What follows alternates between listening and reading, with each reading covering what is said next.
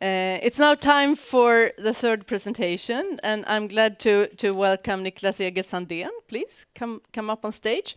Now we have a researcher on stage, so I hope it will become more complicated. No, I was just joking. I'm sure it won't, because you're the director of the Center of Business in Society, University of Gothenburg. It is Göteborg Universitet, Handelshögskolan, we say, don't we? School of Business, Economics, School of and Business, the Economics and Law. And your theme here today is this sort of the social agenda and how enormously complicated it is, and how we still can address it, even if it's not as easy as with chemicals, where you can certify them. So we are very, very curious to hear more about and learn more about this topic. So please, Niklas, the floor is yours. And I will sit down. And would you like some water? No, I'm fine. You never know. I got a pointer. I can move around. That's the most important thing for me in life, is to move around.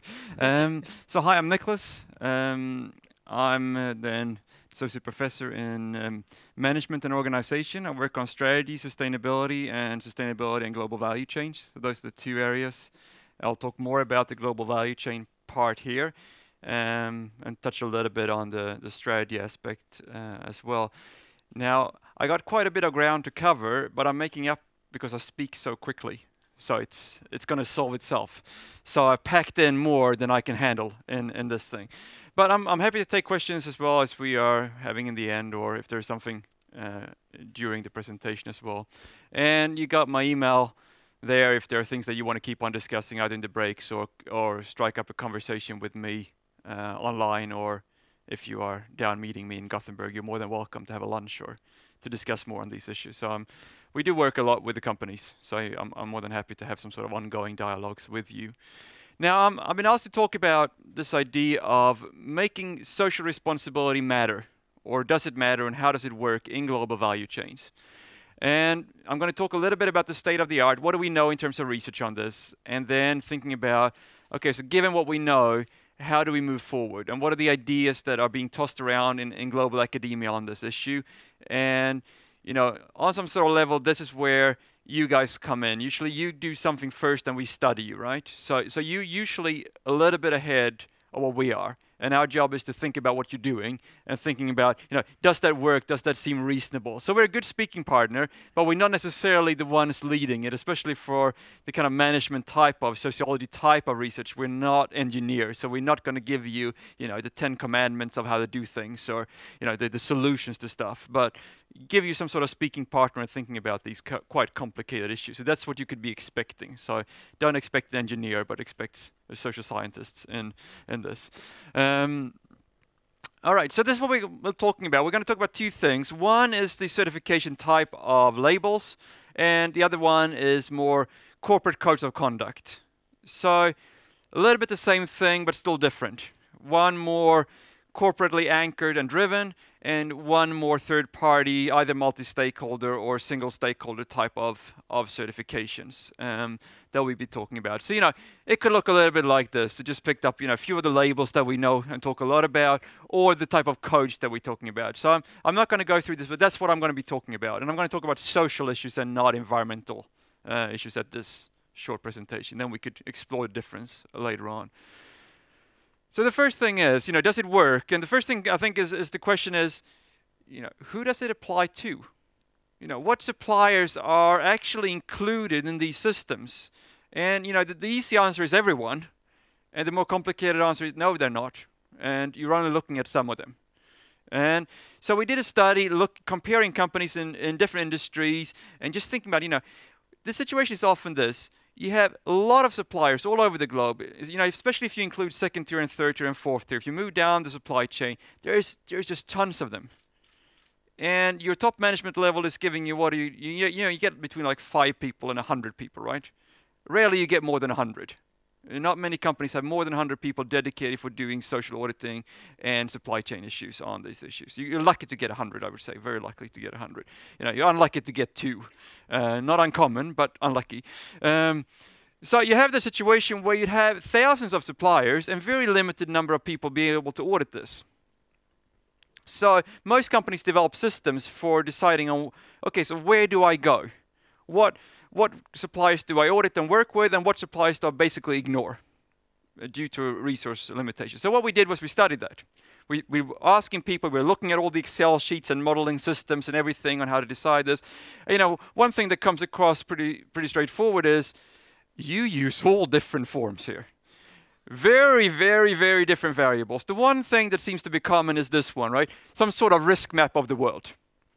Geographic location. So suppliers in China audited, suppliers in Sweden not audited. Straightforward in most cases. Then some sort of berry picking turns up in Sweden and it becomes problematic and people get confused and it's like, oh, we got problems here. So, you know, you have all of those things as well there, but you know, normally you would go for something like this based on Amnesty or ILO or UN or some other form of ranking or corruption indexes and some things like that to do some form of risk mapping. But then, you know, people go for different type of products. Some would audit only mainly new suppliers, some would not audit new suppliers, some will not audit occasional suppliers, some will mainly audit first tier, some will go for second tier. You know, all these different variables, and some would even define, say, well, only working with factories, so ignoring smaller ones that they call just suppliers, and some call them non-suppliers. So you make up all these fancy words just to be able to say that you audit suppliers or factories, and then to redefine the other ones that are something else. They still supply to you, but they're not suppliers formally. So all these kind of tricks in this process, which interestingly gives some sort of, if I was an activist, that's like Christmas Eve for an activist, right? You know, what's the easiest way of attacking someone is when they're not consistent in an industry or between industries. So you say, I'm only taking responsibility auditing and working with these suppliers, and here are the reasons for that. And someone else says, well, you know, I'm actually working with that one and that one. And, you know, you could just see that it's so easy to make that argument. Why are not you taking responsibility for second tier, for example? And as long as everyone is saying no, we're not doing that. It's some sort of opportunity to win that moral battle in some sort of public debate. But as soon as someone says, yes, we do that, you become the black sheep, and you don't want to be that black sheep. So I think that's the first thing. You need to go through and think about those. What are the variables that you're basing on? What are the arguments in favor of those? Do they make sense from some sort of moral perspective of why you're focusing on certain, not other suppliers? And you know, how does that compare with your competitors and other industries? So just to be prepared on that. If you do that exercise, and if you're interested about it, did publish a paper just recently on it. So I'm more than happy to send some of this. You can kind of foresee where the debates will be. You know, based on the moral arguments that you use, it's kind of easy to see here is going to be something happening. You know, you got second tier now, right? Second tier, third tier suppliers, that's the one you're debating, and you've been debating that for quite some time. But you know, there are a couple of more. Internal products for internal use, that's going to come, right? It's just straightforward there. No, we only do for direct materials, or we only do for things we sell. Do you audit your computers that you sell? Yeah, do you not have any clue of this one? No, because we're not necessarily selling that one. So, you know, that's going to come, right? And there's a couple of those that is pretty clear forward. So that's my first advice. Just, you know, have some idea, think about it, have some sort of response that's going to be expected from you even more in the future. So I'm not going to talk about those that are outside, that you don't do anything with, because I'm assuming that nothing's really going to happen with them. I'm going to talk about what are the impact of the ones that we put inside the system, or I call it responsibility boundaries. Inside that responsibility boundaries, do these things work in those boundaries there? And if so, you know, in what way? So once inside, what happens? So the simple thing is, you know, one idea is, are they compliant? And I think the result is pretty clear from any industry that we're looking at. No, they're not, right? So if you would compare suppliers vis-a-vis some sort of policies, codes of conduct, or, you know, let's face it, local law, which is normally the case here. So a lot of the social issues have fancy names like ILO Convention X, Y, Z, UN Conventions this, and CSR, and all these nice words. And, you know, a lot of it is basically saying, do they comply with local law? And if we're in China, for example, there may be the situation where the code is not in consistency with local law on freedom of association. We go with local law anyway. So, you know, I think that solves some of it. So, you know, are they compliant? No, of course not. You know, over time is the simple one, right? You know, you probably have more that are non-compliant than are compliant in some of these. Some other issues are better. Child labor is usually sorted out. Forced labor is usually fixed at certain things. So, on one side, does it work in, we've been doing this for 20 years. Have we got there yet? No, we haven't. We're not in some sort of end product where we can say, yes, I can guarantee that my suppliers are following local law or my code of conduct. I would be very surprised if any of you would dare to stand up and say that and allow us to go in and check your supply chains and with independent auditing and other things to do that. Rare, maybe some, but often not. So maybe the more interesting question is, does it get better? So maybe we can't demand full compliance, but maybe we can think about, does this over time improve? Are you helping to solve the problem through these type of systems? Which, would make a strong case. So it's complicated problems. We're talking about big issues, hard things to solve. Are you part of that solution? That may be good enough, right? So the research on this is saying a little bit different things. It started off saying, which is one of the first studies that came out was Rick Lock's team at MIT, did a study on Nike and basically showed that working conditions did not improve at 44%, decline at 36%, and improved at 20%. That's not a good result. It gets worse. We don't have a control group, so it could be that they're getting less worse than the other ones. One option is that the whole industry is going downhill, a race to the bottom, due to your purchasing practices of cutting costs and getting quick deliveries. So kind of still partly you're to blame. But maybe less so if you have a code. We don't know that, but at least so that result is not particularly happy. Then you always go back and tell me it's old, right? It used to be bad, now we're better. It's the first generation of code and auditing, didn't work, but now it's working better. From what I understand from the discussion with Rick is that still with some of the newer data on some of the Nike versions, it's still not looking particularly great, even if we move ahead like 5 years in time there. I did an own study on Fairwear Foundation, which is on garment. A lot of these studies are on garment. We tend to have focused a lot on apparel and garment production so far. A little bit of a sad thing that we do that, but we have done that, so that's why I'm telling you about those studies. Quite tough auditing systems, independent, multi-stakeholder, unions in there, NGOs in there, recognized as probably the best auditing systems and strongest auditing systems in the garment industry. We looked at those audits. We had about 300 audits, so not that much, and 43 factories over time that we could trace, and we could say, well, a little bit better. Not much, not enough to merit the investments gone in. So kind of ineffective investments, but at least not getting worse. So it gets a little bit better, a little bit of a little mini light in the tunnel of can codes of conduct in these systems achieve something. So we've been quite negative until, which I think is quite interesting because was it Hans that was here from HP, right? That's, yeah. Well, this study came out, right? Not very long ago. This study from Greg Distelhorst that was working with Rick on from the MIT crowd, he's now at Oxford, came out with a study on HP. I think it's the one that it's the best one that I've seen. It's a good study. It's the best one also that I've seen that actually with some sort of numbers show it gets better. So that's interesting. So one of the studies in your industry shows that at least in your industry, at least for HP, some of these numbers are different from what we're finding in some other cases. So there's some sort of even more light, which is great when I found this, actually after I was going to come here. So I was kind of happy that I didn't have to tell you the sad story all along. But things are happening here. A large improvement, significant improvements, not in all areas. Improvements in the areas we would probably expect to have improvements, but at least, real improvements in those areas, rather than what we're finding very marginal improvements in this. So there might be something here. The research so far is lacking in terms of data. It's not that many studies. It's hard to do. We often have to base it on secondary materials. If you're going to do audits on this, we can't do it ourselves.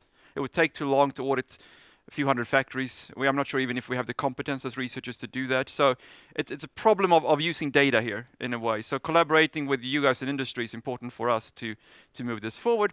But so somewhat negative, but maybe some sort of also positive. And this is probably where we're standing. And what we could say more is that we have some sort of uneven impact on this. Regularly, we're talking about this as what we can achieve with certifications and codes is different for different areas. So these systems are notoriously bad for freedom of association, discrimination of women, and market flexibilization, so all form of contract workers. Having a very hard time detecting, for example, violations to freedom of associations. There are quite a few studies showing that even the most rigorous audits have a hard time finding those things. And even when they find it, they have a hard time addressing it in a good way. So if you're going to expect problems somewhere through these private systems, it's going to be on discrimination of usually of women. It's going to be on freedom of association, union rights, different forms of that, and some sort of short-term contracts that are, many of these Asian markets are now having much more of market flexibilization in there with short-term contracts that are being illegally used in different forms. So they use too many, too much, and for too long, and all these things. That undermines the ability of unions to organize and workers to organize, because if you're on short-term contract, you don't dare. So an important area that you want to work with, but there. So I think that's the downside. That's going to be the really tough ones to get at in the systems of certification and codes. Where you'd have more success is probably on health and safety in the factories, salaries. Some are arguing, some are not arguing that. Child labor, forced labor, things that are a little bit easier to detect in these type of audit situations, things that may not challenge the power structures in global value chains as much, and things that are a little bit easier to kind of communicate and talk about in this. So we could expect some sort of, you can do some things and maybe not other things. At least we haven't sorted out some of the other things yet. Also interestingly, it seems like codes and certifications have more impact in certain countries and contexts than others. So one idea, and there's one or two studies on this, that indicate that you get more effect over time in countries that have better public regulation and more freedom of press and civil society activities. So in this case, in electronics, the argument is you're not going to see as much improvements in China in this. So you're going to have a problem making improvements in China due to the fact that the structures in China are not very conducive for such improvements, while you'd have more success in other countries that have a better public regulation. So we shouldn't think of this as private versus public, but some sort of combination of regulatory systems or layers of regulations on global level, national level, voluntary, mandatory, and it's the combination of those that seem to matter. So that gives you some idea that maybe in some settings you want to work more with this, and in others you want to work less with that. We have a question now. Should we want to get them now, or should we wait for them? No. Okay. So we wait for it. It's going to be brilliant when it comes, right? It's going to be fantastic. It's going to clarify everything that I've made confusing.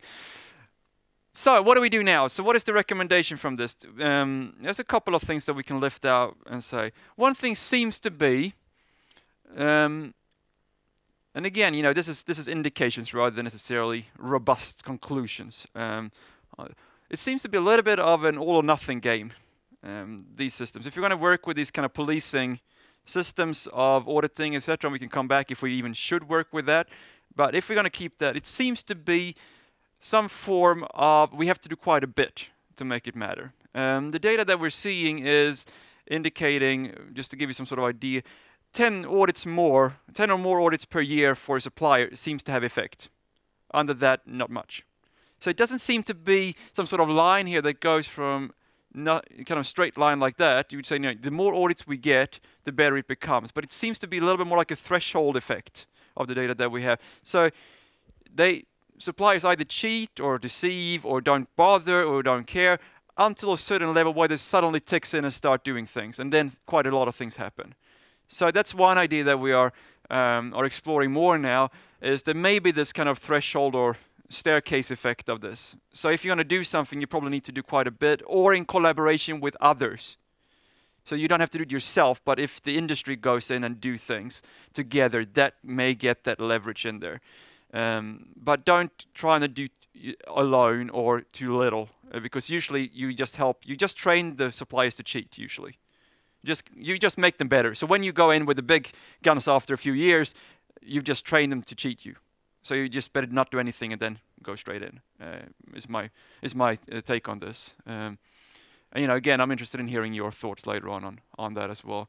The other thing is, and I think this is an interesting study, comes out of the Nike study that I mentioned from Rick Block's team at MIT, and you know, disappointing on one hand with the non-improvements of the Nike ones, but interestingly they looked at the data and found 2 factories in Mexico saying that these factories were in the same location, produced the same thing, but looked very different. How come? Looked at those factories, looked at factory A, you can see here you got fewer workers per line, they're producing quite a lot of t-shirts here, 150 t-shirts per day, this is the wage and that's the labor cost. And they compared to factory B, more of a Tayloristic factory, and this was kind of more of a modern type of factory. If you look at the labor cost there, higher. If you look at the salary, lower. So A is nice, right? Higher wages and lower costs. That's a good combination in life. And no, ours was also better actually in A. So the fact was that when you looked at that, they have shifted over through Nike supply development to lean manufacturing, total quality management, just in time, and working more on supply development things, basically being like a more what we would call modern factory and human resource management policies and procedures. And as a side effect of those changes, wages came up. So you have to train workers. If you train workers, they become attractive on the marketplace. But now you train them. So now you want them. So you have to pay them more to get them to stay. So that solves part of the salary issues. You want them to deliver quality. If they work 12 hours a day for 7 days a week, that's not necessarily going to work. So if you're going to work with total quality management, you may want to give them a rest. And this works. But while doing this, they become even more effective, so you still make money on it. So even though you cut back on some of these things, you're still more effective in this. So that's one idea of linking kind of supply development and the regular business side of the story to sustainability. And some are talking about beyond codes of conduct or beyond auditing and thinking about this. Again, it's not the it's not the simple solution to everything in life. People have come in and looked at other factories that have gone for just-in-time and lean manufacturing and shows that exploitation just increases. So it's not the only story that could happen, but it's a potential story there. That if you work with this, it may turn out to give you other results on this. In combination with other things, this might be one way of thinking about it. The third thing, and I am coming to the end, is that we talked about often this kind of private systems as living their own life from these public systems that we have in all these countries. There is labor bureaus and controls and all these things. And usually they live a little bit separate lives. So one day you come, the next day the labor bureau comes, not necessarily coordinated, not necessarily communicating with each other. But there are some interesting studies indicating that that may be an option for moving ahead of this. It turns out that private and public auditors, they tend to do different things in different ways. They look at other things, and they could complement each other. So people are now looking into, are there ways of striking up these type of collaborations, either intentional collaborations or at least unintentional, being aware of each other and figuring this out, that may be a way of working. So for example, public regulation might be better on freedom of association and working with some of those difficult things that private regulation have difficulties with. So if you can get those two things in place, it could work itself out.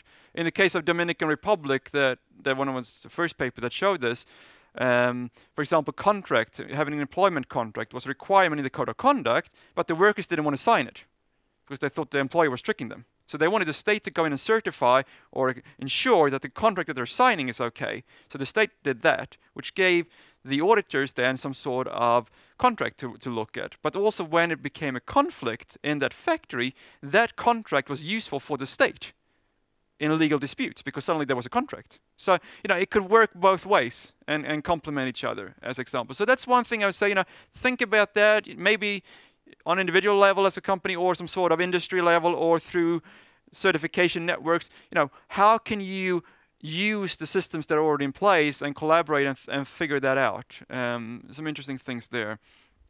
And the final thing that I'm going to say is, or maybe we just have to go beyond codes and auditing and certification. It's not the place to say, well, let's go beyond certification. No, and I'm not sure. Actually, certification is actually turning out better in the results than individual firms' codes. So it's interesting in some of those senses, giving some support for the idea of certification. But we could also think of other options, right? We could think of more localized processes here. So this is just one example from Indonesia. Normally what we do is we define the outcome and we push it through, right? We have an outcome, let's implement it. That's the way we normally work, as a code or certification or something. What if we change the process? What if we go all Swedish on ourselves and get the process right instead? Instead of focusing on what the outcome is, we focus on the process. Get the right people to the right table and negotiate. the outcome will sort itself out. It's not really, we don't have to bother about that. It's not the big thing. It's about getting the right actors with the right power balance to the right table. And one of the cases where this happened was in Indonesia on freedom of association, where prior to the Olympics in London, the global activists used that. You know, the advertising budget for Nike and Adidas is pretty huge on Olympics, so you hit them at Olympics. Forcing them into negotiations with local unions in Indonesia and suppliers management in there. Trying to negotiate, it took 1.5 years to negotiate what is freedom of association. That little thing in your code of conduct and in legislation. What on earth does that mean in practice? When do we know if we're breaking it or not? It took them 1.5 years and 7 pages of negotiation to figure what that was out. You know, can you use a fax machine? Can we have visits? How many hours a day can we get off? How do we work with this? Can we get this access to this information or that information? Or, you know, all these details that really matter on the ground. They were negotiating that and came up with their own kind of protocol and some sort of more locally derived version of this. Great for empowerment of the local actors. You know, terrible for scaling up, right? Because you would have to do the same thing again if you go from Indonesia to Bangladesh. You have to start over because the process is the point. So, you know, it's not an easy solution either, but it's an interesting way of thinking, how can we become more localized in this? How can we use the local actors in that? And luckily, that was my final slide. As I saw you were kind of squeaking in your chair. A warm hand, first of all. Thank you, Niklas. I think we have one question already over here. Magnificent. Thank you. So, yes. Yes. Hi, Fredrik Pettersson from Hållbar Utveckling Sverige. You said that we won't improve in China using codes of conduct. So how do we improve in China? I said we're not going to improve as much, actually. That's what the study showed with that specific one. That it's more difficult to get that improvement in a situation where the local regulation is not really supportive of that. And, you know, again, I think we don't have many studies on this, right? So it's a hypothesis. But I think it's some sort of, makes sense logically to think of that. So, yeah. No, that does pose some challenges, right? Usually the argument is because of those local institutions being weak, that's why we need the private system to come in. So especially in situations where we have problems with local law and other things, that's when we need the private ones to come in. But if the data is showing the other way around, that's where you're unlikely to have much effect at all. It does challenge that argument and say, you know, you're probably going to be most successful where there is some sort of system already in place, and you can add to that and combine and work with that. So yeah, it does pose some challenges for the whole bigger topic of this, and exactly how to move forward, I'm not really sure. One idea would be we have to build the systems then. If we need the systems, we may have to work with, you know, industrial relations issues on some sort of global level. If we talk about a case like Bangladesh and a company like H&M that is the biggest buyer, that's what they do, right? They're trying to start building industrial relations and working with building regulatory systems. That's going to take time, and that's going to be messy, and that's going to be huge, and it's not necessarily going to work. But, you know, maybe we have to get there, and maybe that has to be the challenge. Again, you know, maybe we have to think beyond this little more narrow focus on this and say, well, you know, that's one of the tools that we have, the code. Then we have 7 others, and combined, if we move as an industry, we may be able to achieve something in this. Maybe not exactly what we had hoped to achieve, but maybe something at least, and being part of a solution. I think you said, you know, it's complex. It is complex, and perhaps also a paradox that where it's supposed to be most needed, where the democracy processes haven't been so successful. That's also where it doesn't work. So I suppose that just adds to the complexity. What about the local trade unions? You mentioned them here and so on. What can they do? And there are 2 things, right? One would be to say, when we did a study on this in Indonesia on, you know, how do these local actors leverage codes and certifications? So, you know, we're talking mainly about a top-down process normally. We're coming, auditing, and down. What if we just reverse the perspective? So if there is a code in a factory, on a factory floor, can that be useful for the...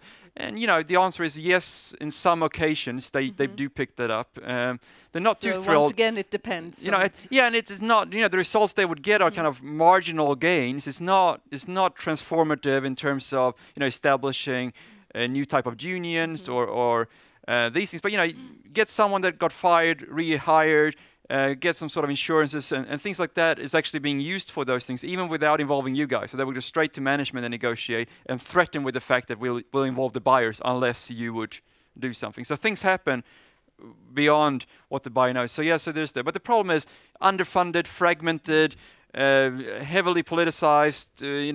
So unions in these countries are not. If you talk about Indonesia, they're almost like NGOs. They get more of their funding from donors than they get from members.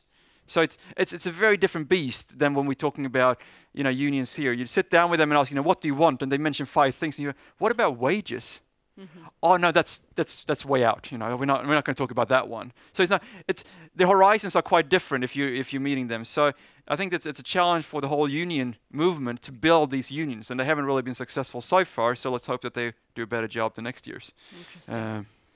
I think we have time for one more question. Yes, please. Yeah, the grey costume. Yes. Hi, Niklas. Steve Fuller from TCO Development. Isn't the biggest impact of doing social audits of the initial audit, the first audit at the factory? And then you get into the rut of freedom of association and the overtime. Yeah, I mean there are two options. Right? One would be to say that there's some sort of pre-audit effect actually. So if you look at factories before auditing the first time and then when they're audited the first time, some would argue that, and some have shown in Cambodia a little bit, that there is some sort of improvement prior to the first audit. So the fact that you're being audited may give some effects. Then yes, one argument could be that you get more effect the first time than when you continue to do this. I'm not sure. We haven't seen too many of those first, second, third, fourth, and comparison there. We usually don't have that data, and so intuitively I would agree with you. But as in terms of research, I'm not sure. I haven't seen the data that would support that. Makes sense though. Having said that, Niklas, what would be your next research question? Yeah, the things that are interesting me now are more innovative things. Like we've been doing this for 20 years. It's not much. If you talk about governments trying to solve social development, 20 years is nothing, and that's about the time we've been doing coach and certification. So let's face it, we're in early phases. So to think that companies will solve this without much expertise in the beginning, going into this thing is just a little bit naive, but now companies are getting there and having a lot of this ideas. So what I'm interested in is all these innovations. So I'm interested in the accord in Bangladesh, where there's some sort of voluntary to get in, but legal once you're in. That's interesting. And can that be a way forward? I'm interested in supply development training type of things that go on with suppliers. I'm interested in ideas of trying to pay a living wage and things like that. So all type of more innovative new ways, really using the skills of the industry to do new things. And I think to the Swedish companies here, I would say, stop going American. Stop trying to copy the bloody Americans all the time. Don't be a bad Nike. It's usually what you're trying to do, or a bad H&M or something. We have recommendation number 7. I think. But there are things with the Swedish companies: more trustful relationship with suppliers, more long-term, more transparency. There are things there that could be leveraged and done. But you have to stop. Just do the copy-paste of all the solutions. And you have to start thinking, what could we do that makes sense from our perspective? And that becomes really interesting. And then I'm really interested in talking with you if you do that. And think long-sighted, as you pointed out. Niklas will be here after coffee. So there will be a session after coffee where you sit in smaller groups and figure out really hard and interesting questions for Niklas and the others. So there are more time. Sure. Thank you very much. A warm hand. And now it's time for coffee, and we'll be back here at 3 o'clock. Thank you. Thank you very much.